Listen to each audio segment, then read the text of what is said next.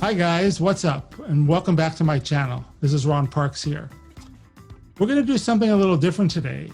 I have invited a good friend of mine, James Glassnap, who is going to help us with thinking about investments and finance. James has advised CEOs, executives, and a wide range of stakeholders. He leverages a diverse skill set and the integrated advantages of creativity and transformation to cultivate positive change in his clients' professional and personal worlds. James has a master's and a doctorate from the University of California, Berkeley. He was granted a prestigious teaching award when he taught at UC Berkeley, was invited back as a visiting professor. He's a facilitator and speaker and has spoken at over 50 events. Welcome, James. Thanks, Ron. It's a pleasure to be here. Thanks for inviting me. Good. So, James, a lot of what I've been talking about previously on some of my videos have been surrounding people who don't have the experience to think about money. They are trying to sort through, how do I think about making money? How do I think about saving money? How do I think about investing money? And I wanted to get your perspective because so much of what we have here in the market are people that are so individual, and each one has a different slant and perspective on their lives and what's good for them. So can you give us some ideas about how someone, if they're just starting out, thinking about investing and thinking about the financial situation, should gear their program? Sure, Ron. First of all, let me say, I don't proclaim to be an expert or specialize as a financial coach. What I am interested in, what I do help people do, is get really clear about what they want. And that's what coaching is really about. And so, definitely finances play a big role in that because it's part of who we are, and on the spectrum of things that are important in our lives, finances is right up there. And if our finances are out of sync, then we are not balanced. So the topic of finances comes up a lot, and that's why I was super interested in having this conversation with you. Getting clear on who you are and what you want financially is really it's a progression in my experience and the people that I've worked with, and everyone's in a different stage of their financial life and their needs and where they are. And what I liked about what you said on your first video was very much that it helps to have a community of people that are supporting you in multiple ways. And you mentioned working with a financial advisor, being able to talk with friends specifically about finances, and other ways that you can be supported, whether it's through financial apps that are there to help you keep organized, and even a coach that can give you clarity about what it is that you truly want and how money plays a role in that. Yeah, that's a good overview. It's interesting because you work with corporations, individuals, executives who are in very different stages of their careers or different stages of where their companies are.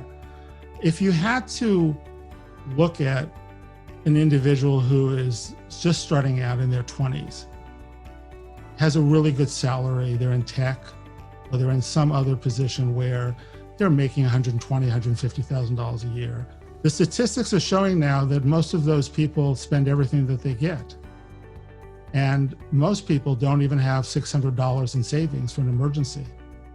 Now, I'm sure that people who have higher level jobs do have more than $600. But I think the premise is that what holds back people from being able to put together a financial plan?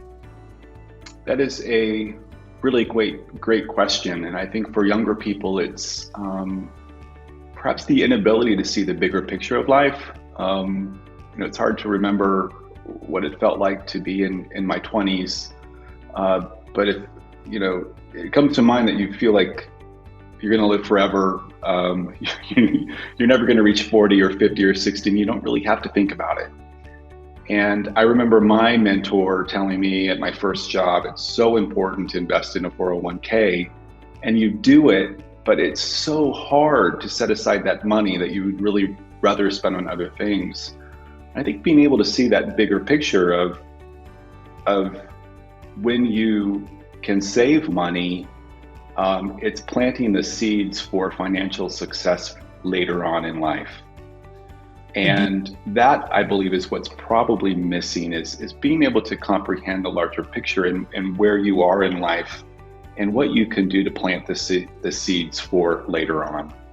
Now, you coach and advise on, let's say, organizational structure or organizational development to make and help groups function smoother, more productively. I talked about recently how it's really difficult for individuals sometimes who have no experience in this to find a starting point. And since you have a wealth of information of all levels of businessmen and women, what are some of the key things that people should think about and reflect on and even write down about their ideas about how to move forward financially? What sticks out is kind of individual beliefs around money and our ability to hold on to money or have money or what money means. And this is really the idea of living in or having a feeling of living in abundance, that I have more than enough. And money plays a big role in that. And feeling financial stress and living in a so let's call it a poverty mentality of I never have enough or I never have enough money to live on. If one is in that position, then you're kind of cleaning up your financial, getting your ducks in order so that you can then start to grow. And so many times it's kind of, I've seen clients work to build up and kind of get everything in order, like you suggested, in terms of getting a budget, really understanding what your costs are, what you need to spend, what you want to spend, and make sure that you're not in debt, or that the debt you have makes sense. But core beliefs around this, I think, are fundamentally important, and confidence and self-efficacy around I can do this. This is something that I'm perfectly capable of, and how good it feels when you really have a clear understanding of what income you have, what you're spending, what you need and what you want, and how you can get there. Because we can't get anywhere unless we know where it is we want to go. And that ultimately is the challenge in life, right? Right. And I think you mentioned something about people live in the vision of poverty or think they don't have enough or will never have enough. It's really an interesting concept, because I think most people don't really think about what they have and what they don't have unless they don't have anything and they're poor, and they see the difference between what people have and what people don't have.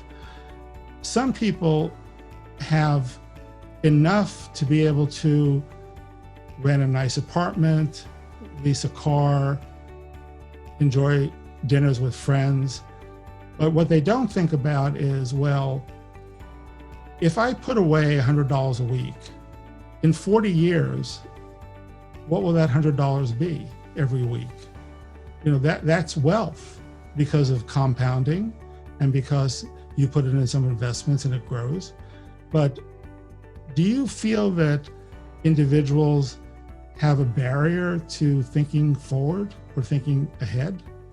I think that's definitely a key factor, as well as the consumeristic society that we live in, and the constant need to compare ourselves with others, and the influx of advertising that we have about all of the different products that will solve problems for us. And I myself am I love gadgets, and I love something that's going to solve a good problem.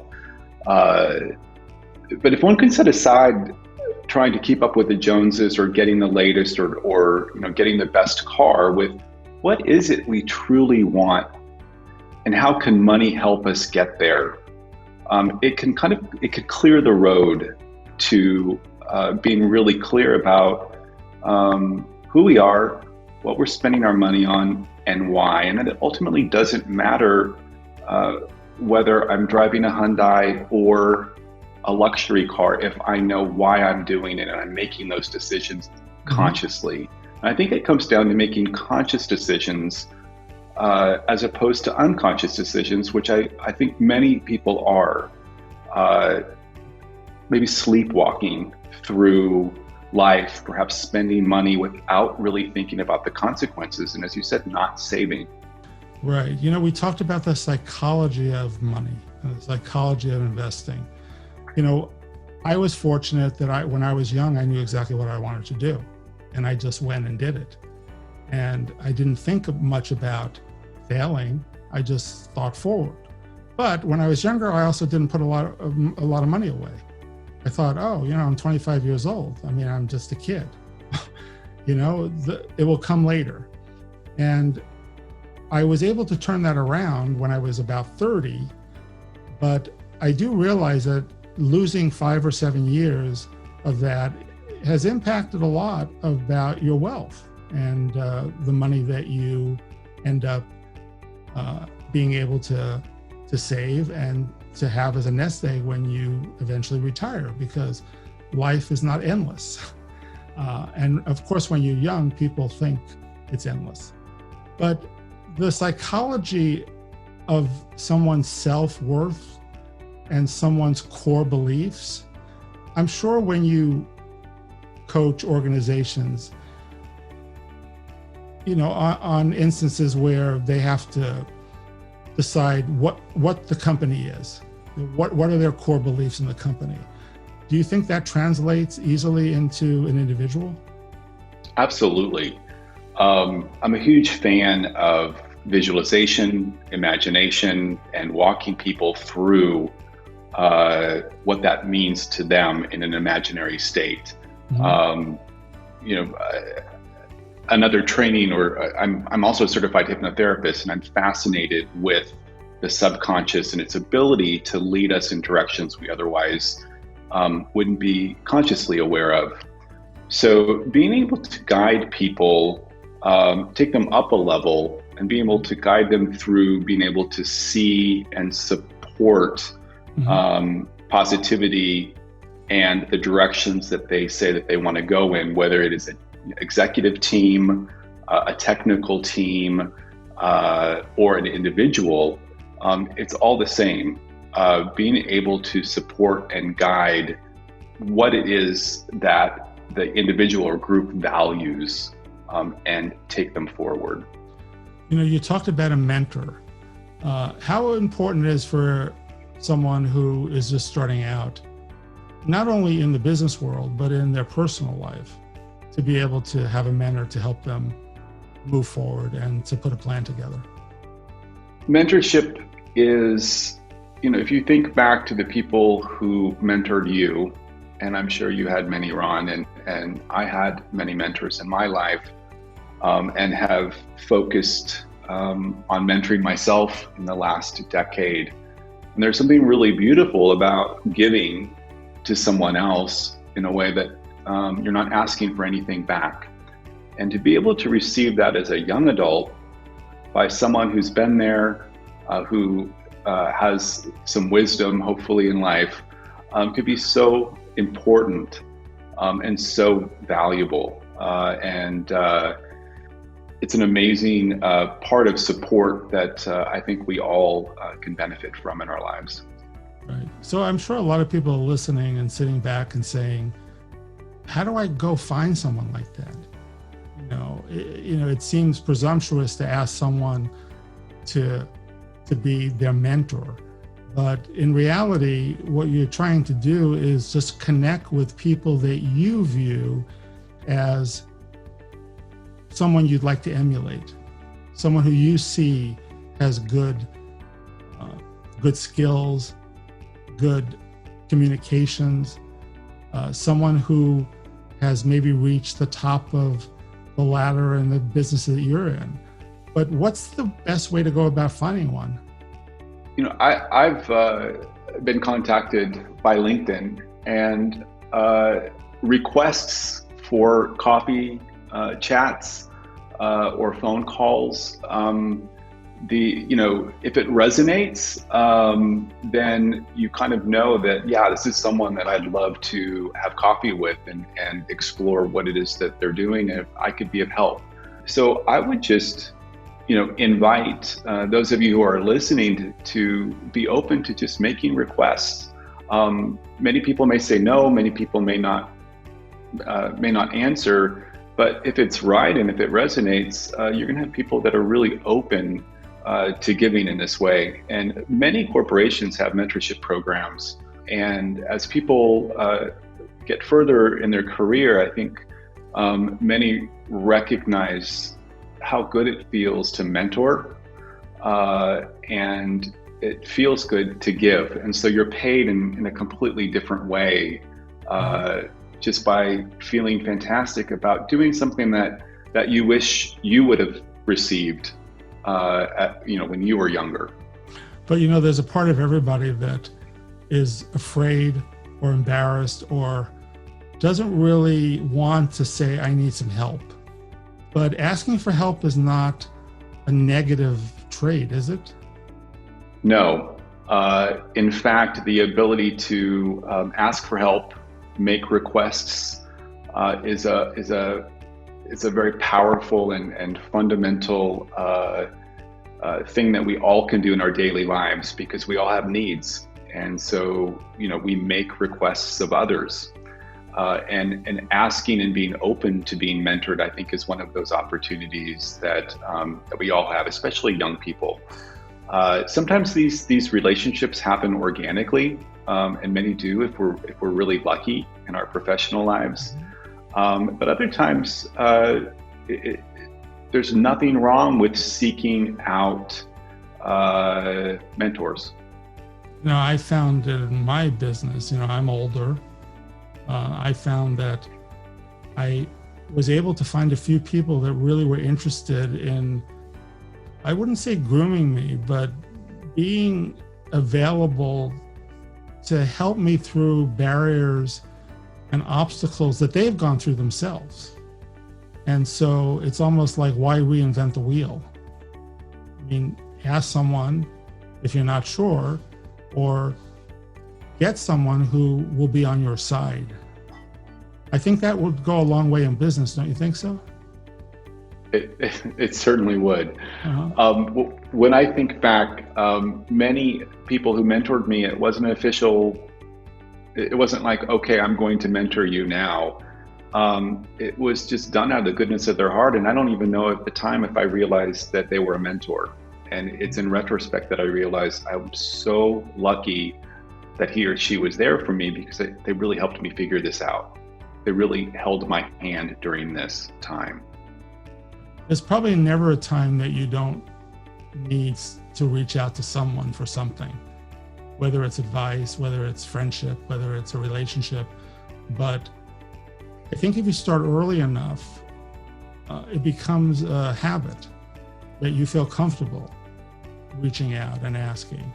And the engagement, I think, is really what's the most important thing, is that, people ask me, well, how did you get to where you are? And I don't know how to get there.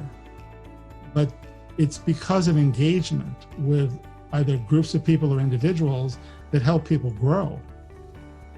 Well, we know from a public health perspective that social support, those individuals with larger social support systems have better health outcomes. And so if you extend this to everyday life, we need people in our lives for so many different reasons. But one simple thing is as far as mentors go, or coaches, or therapists, or friends, we don't see ourselves accurately. We cannot perceive ourselves the way others can. And we need other people to help us with our blind spots. That's very true. The mirror doesn't reflect really what's reality sometimes. Is that correct? No. For those of us who are highly skilled in certain things, we don't recognize it because it's so easy for us. And so we don't even value what it is we really do well. And in fact, we can even discount it. And it takes someone else to say, hey, hello, like you're really good at that. Or point out where we could do better. Right. I mean, people have talked about life coaches. Can you explain me, is there a big difference between a life coach and someone who's helping you just for the sake of wanting to do the nice thing and help you? There's so many different types of coaching, but in my training as being accredited with the International Coaching Federation, it's really coaching through questioning and helping you uncover what is meaningful to you. And so as a coach, you get focused attention just on you to deal in a confidential manner with the future. What's important to you and where do you want to go? And that's why I'm such a huge fan and why it's so valuable for people who are looking to transform their lives and ultimately get someplace different or someplace more expansive than they would if they were not working with a coach. So a coach could be considered part therapist as it works to help people open up. A lot of people are just not open. They keep things inside, especially the fears about failure, fears about success. It's really important, don't you think so, that people try to eliminate as much of that as they can and just think about themselves as good, great people? Absolutely, and there is a very important distinction between therapy and coaching. Therapy typically looks at the past and may deal with emotional or mental health issues, and that can play a big role in solving some functional problems or exploring past issues. And coaching is very much about the future. I get the most value of working with very high functioning people who are very introspective, entrepreneurial, curious, and are coachable, meaning that they have insights. They're like, yes, thank you for helping me think through that. I'm going to deal with that this week. And then we move on. And the next week it's even, more expansive. But you encounter people that are not coachable, correct? There are those that are not ready for coaching or are not that interested in coaching, and that's perfectly fine. I think there's a subset of people who are very coachable and very interested, and coaching works for those who want it. And I personally, I love being coached or having help in multiple areas of my life, whether it's sports, or life or business. Right. Well, I think it's really important, everything you're saying and the approach that you take. I'm going to put your information down below. If people want to contact you directly, hopefully, is it okay if they email you? Sure. Yeah. And, since my channel is new, there'll be a lot of questions that will come up that I'd like to bring you back and get your view of issues that people are having that are really not just issues relating to money or relating to finances, but issues of people having trouble making decisions and prioritizing what's really important. As a coach, I'm sure you work with people to prioritize what's important to them so they're successful. Sometimes I think of myself as a piano tuner because I do not have the answers and I'm not supposed to. But what I can do is be a keen observer of you, if you were my client, what you're saying, how you're holding your body, and the emotions that may be coming up or that you're carrying, And hopefully tuning all of these things and help you seeing things more clearly lead to different actions and different results, hopefully more expansive results. Okay, great. So James, do you have any questions for me or for the audience out there? Yeah, I do have a question for you, Ron. What do you think is an important issue for people to be coached on with regard to finances? What would be helpful to people in thinking, whether it's coaching or other support? I know you talked a little bit about it in your first video. Right. I just will focus a little bit about finance because that's my background in finance, and my background is also in organizing businesses and helping businesses grow, which is the same way you help people grow.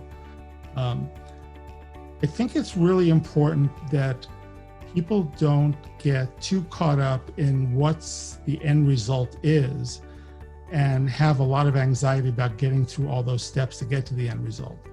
So I find that a lot of people, when it comes to finances and investing and saving money or making money, it's better that they bite off a few things in little chunks to see that their progression is successful.